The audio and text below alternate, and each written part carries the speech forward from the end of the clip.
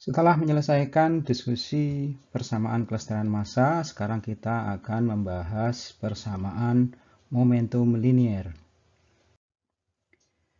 Persamaan momentum linier ini menggunakan basis hukum kedua Newton, sehingga bentuk persamaannya itu merupakan hukum kedua Newton. Jadi hukum kedua Newton tentang gerakan.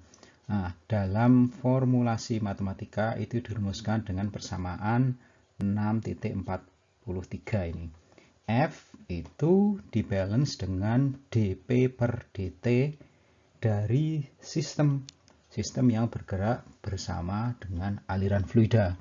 Nah, di sini P itu merupakan momentum linier, ya. Jadi didefinisikan sebagai integral sepanjang sistemnya, ya, sebesar sistemnya V kali dm. V-nya ini merupakan kecepatan. Nah, F-nya itu merupakan resultan gaya, ya, resultan gaya. Sehingga kalau kita mengikuti diskusi di bab 4, di mana kita membahas tentang turunan material, ya, dP per dt, D-nya yang besar, itu dia akan merupakan turunan material. Dapat dijabarkan menjadi dua bentuk yang ditunjukkan oleh persamaan 44 di bagian sebelah kanan ini.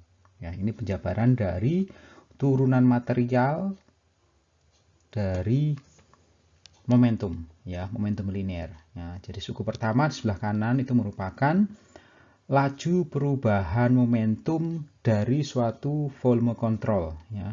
Terus ditambah dengan integral dari semua aliran momentum masuk maupun keluar dari volume kontrol. Nah, sebelah kirinya itu sama, itu gaya, ya, gaya yang terjadi pada volume kontrol yang bersangkutan. Nah, untuk menentukan bentuk diferensial dari persamaan momentum linier ini, kita bisa melakukan dua cara. Cara yang pertama, kita bisa mengaplikasikan persamaan 6.43 ini pada suatu sistem diferensial yang terdiri atas suatu massa, massanya delta M misalnya, delta M. Nah, cara yang kedua itu kita bisa mengaplikasikan persamaan 6.44 ini pada suatu volume kontrol kecil, ya, misalnya mempunyai volume delta V, vol, ya, supaya ada perbedaan dengan V kecepatan. Nah, sekarang mari misalnya kita ambil opsi yang pertama, ya. Di sini kita aplikasikan persamaan 6.43 itu pada suatu sistem diferensial yang mempunyai massa delta M. Nah, persamaan 6.43-nya saya taruh lagi di bagian kanan atas. Kalau kita menggunakan pendekatan tersebut, maka bisa kita tulis, ya, karena kita aplikasikan pada suatu sistem diferensial, maka persamaan 6.43 itu bisa kita terapkan pada suatu sistem dengan massa delta M menjadi ini, ya. Jadi massanya delta M, lah momentum liniernya itu kan V kali delta M. Nah, dibagi dt, terus F-nya juga kita kasih delta F karena kita terapkan pada suatu sistem diferensial, ya.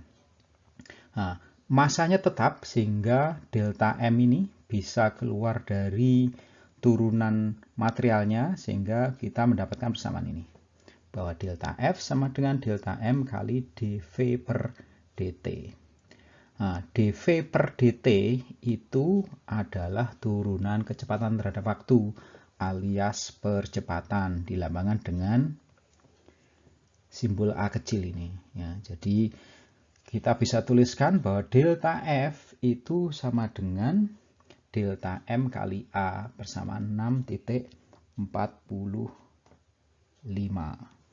Nah, persamaan 6.45 ini kan merupakan persamaan hukum kedua Newton, ya kan, waktu di SMA atau di mata kuliah fisika kan, delta sigma F itu kan sama dengan dm atau m kali a, yaitu hukum kedua Newton tentang gerakan.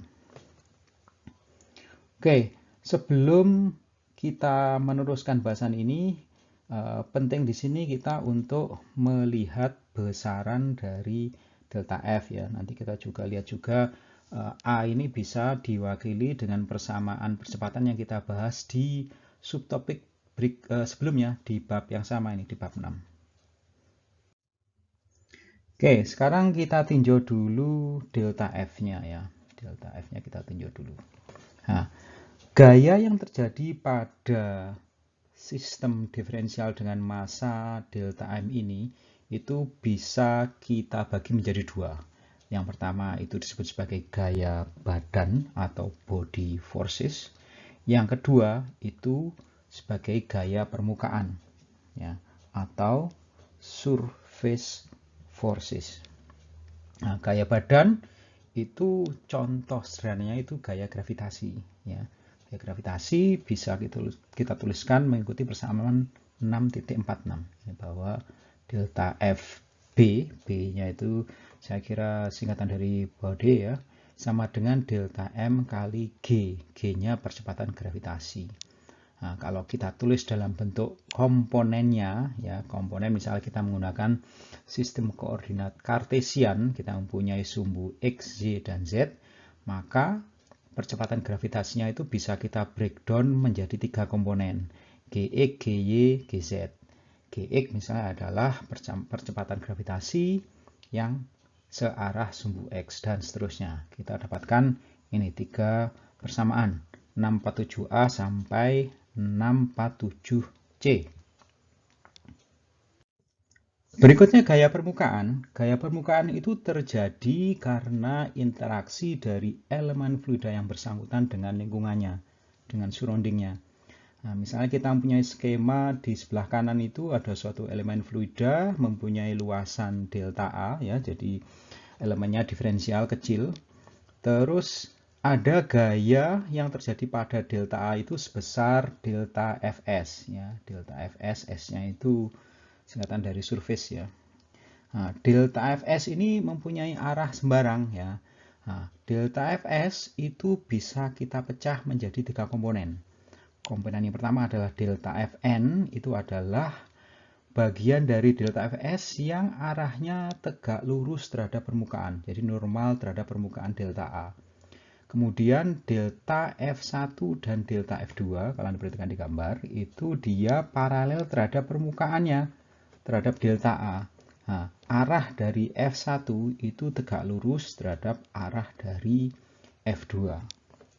Nah, di sini sekarang kita bisa menentukan komponen pertama yang disebut sebagai tegangan normal atau normal stress. Dilambangkan dengan sigma n ya, huruf Yunani sigma. Nah, ini definisikan sebagai ini, limit untuk delta A menuju 0, delta Fn dibagi delta A. Nah, kemudian kita bisa juga definisikan tegangan yang kedua, yaitu tegangan geser atau shearing stress. Itu didefinisikan sebagai ini, tau 1 dan tau 2. Ya, tau satunya itu limit delta A menuju 0, delta F1 dibagi delta A.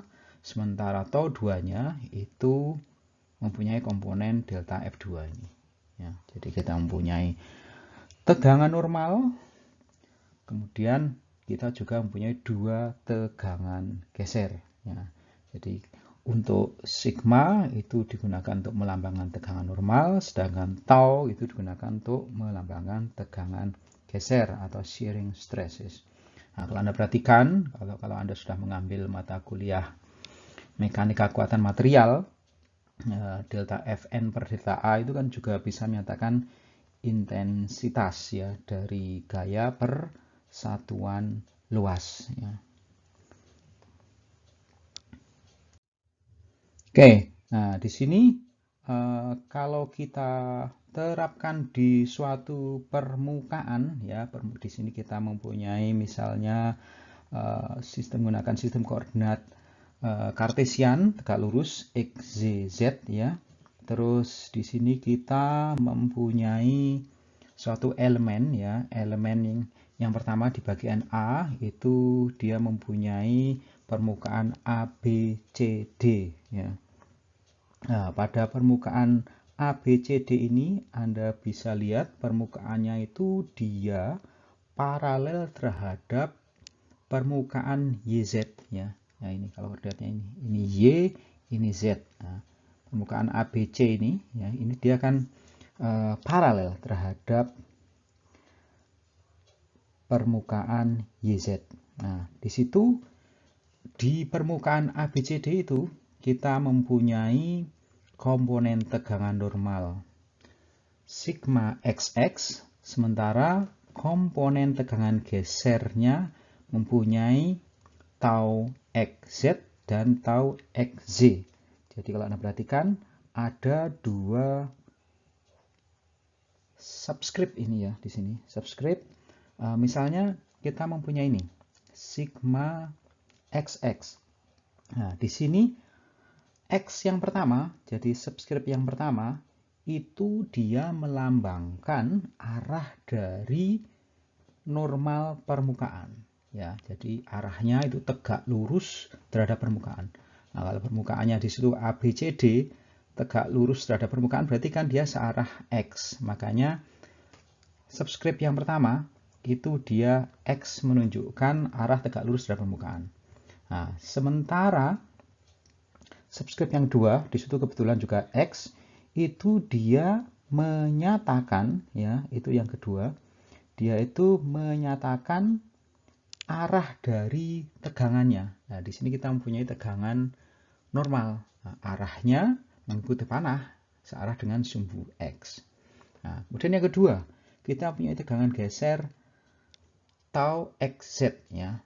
Nah, subscript yang pertama X itu dia menyatakan ya seperti itu kan tadi, bahwa menyatakan bahwa dia terjadi pada permukaan yang mempunyai normal ya, mempunyai normal terhadap sumbu X ya. Jadi dia terjadi pada permukaan ABCD di mana permukaan ABCD itu tegak lurus atau normal terhadap sumbu X. Ya, Z-nya itu dia menyatakan arah dari tegangan gesernya. Nah, kalau Anda perhatikan tau XZ itu arahnya kan searah sumbu Z ya, ini searah sumbu Z. Makanya dia disebut sebagai tau XZ ya. Di situ terjadi pada permukaan yang tegak lurus sumbu X, arah tegangan gesernya searah sumbu Z.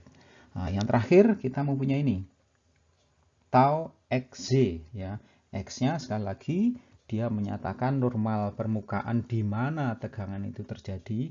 Y-nya itu menunjukkan arah dari tegangan gesernya ya. Kan dia arahnya ke atas. Sementara Anda perhatikan di sini sumbu Y-nya arahnya ke atas. Oke, kemudian di sebelah kiri itu tegangan-tegangan yang terjadi pada permukaan A aksen, B aksen, C aksen, D aksen. Nah, kalau mengikuti konvensi, kalau Anda perhatikan dia sama. Jadi di situ sigma XX, kalau Anda perhatikan dia searah sumbu X, ya, searah sumbu X dan terjadi pada permukaan yang normal terhadap sumbu X, gitu ya.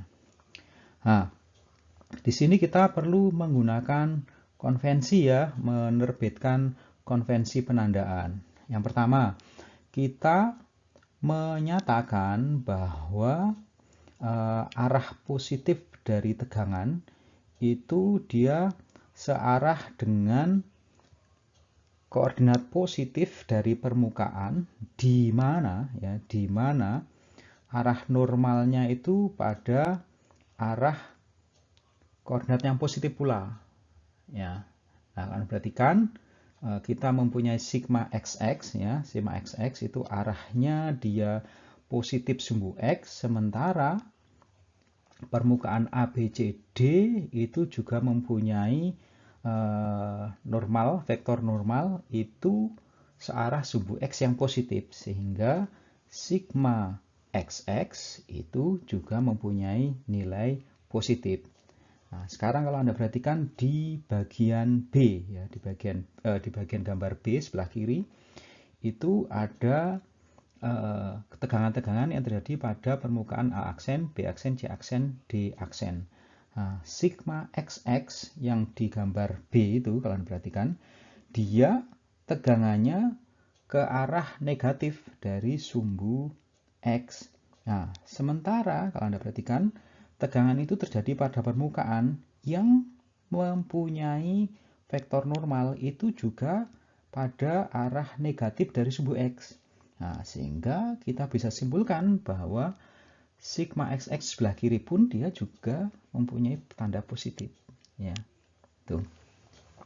Nah, terus kita nanti juga menggunakan konvensi yang sama ya. Kalau misalnya tegangan normal itu positif, maka dia merupakan tegangan normal tarik.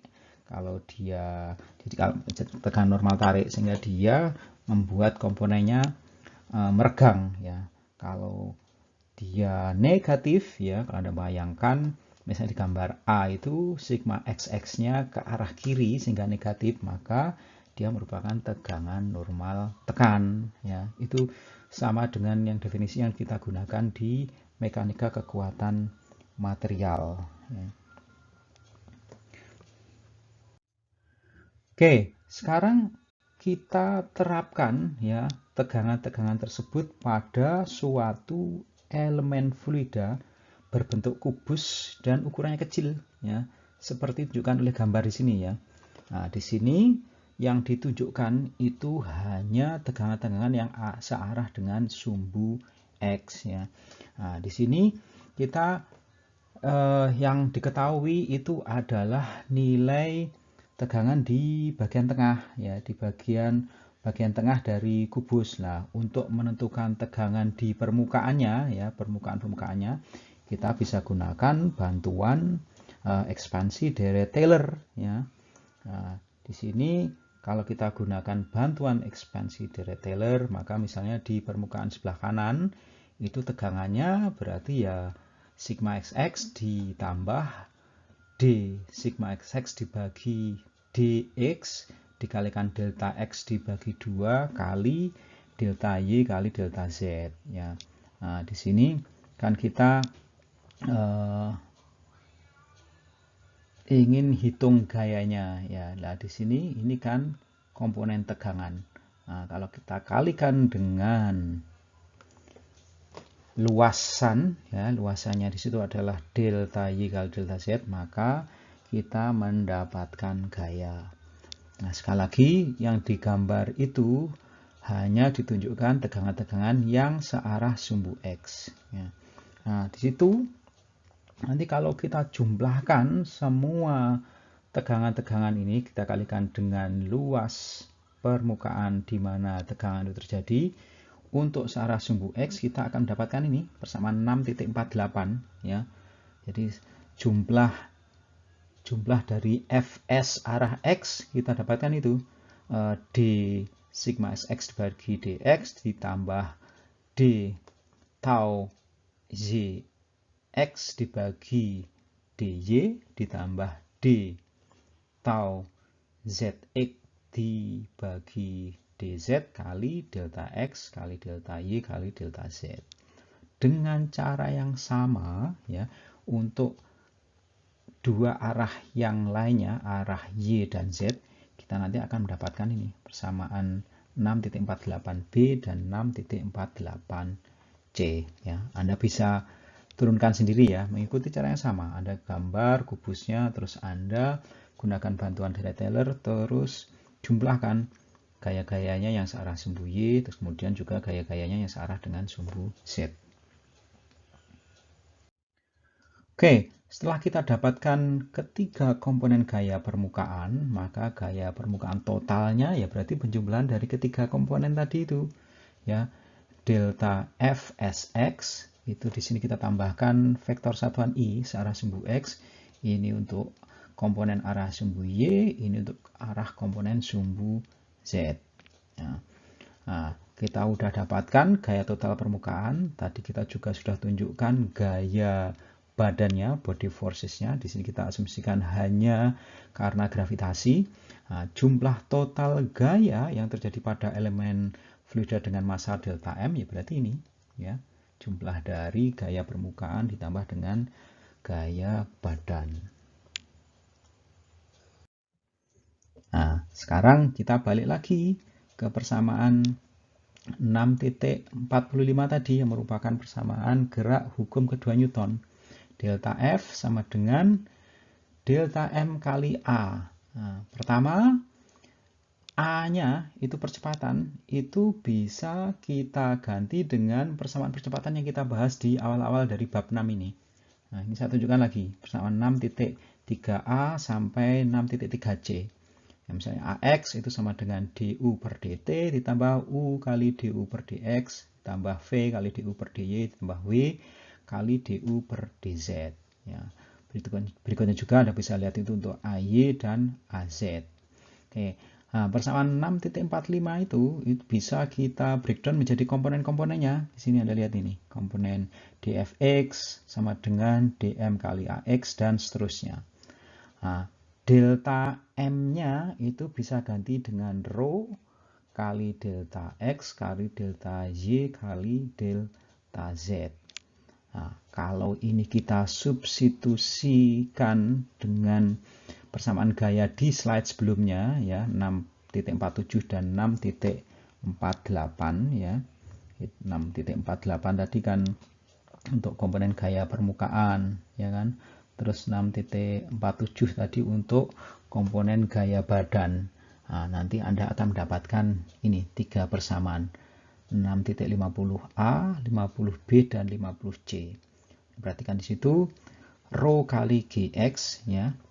Gx-nya itu adalah komponen percepatan gravitasi yang searah sumbu X ditambah D sigma xx dibagi dx ditambah d tau x dy x dibagi dy ditambah d tau zx dibagi dz sama dengan rho kali dan seterusnya ini. Persamaan 6.50a. Yang 50b itu untuk komponen y dan 50c ini untuk komponen z. Nah, persamaan 6.50 ini disebut sebagai persamaan Cauchy ya, persamaan Cauchy atau Cauchy equation. Nah, ini merupakan persamaan diferensial umum dari gerakan suatu fluida.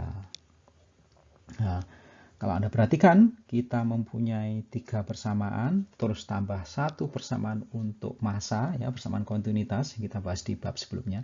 Kita mempunyai 4 persamaan.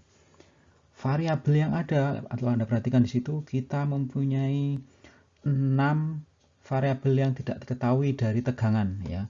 Ini, kalau Anda perhatikan mulai dari sigma sx, sigma yy, sigma yz, terus sama ini 3 komponen ini. Ya, di sini. Yang 3 komponen di bawah dari diagonal itu sama nilainya dengan 3 komponen yang di atas dari diagonal. Ini diagonalnya. Berarti kita mempunyai 6. Terus kita mempunyai 3 kecepatan. U, V, dan W. 6 tambah 3 berarti 9. Terus kita mempunyai gravitasi 3. Itu. Gx, Gy, dan Gz. Berarti 9 tambah 3, 12. Terus ditambah dengan density rho 1 berarti 13. Kita mempunyai 13 variabel yang tidak diketahui sementara kita hanya mempunyai 4 persamaan. Nah, makanya untuk memecahkan persamaan-persamaan ini maka kita perlu melakukan penyederhanaan. Ya, nanti kita bahas di bab berikutnya.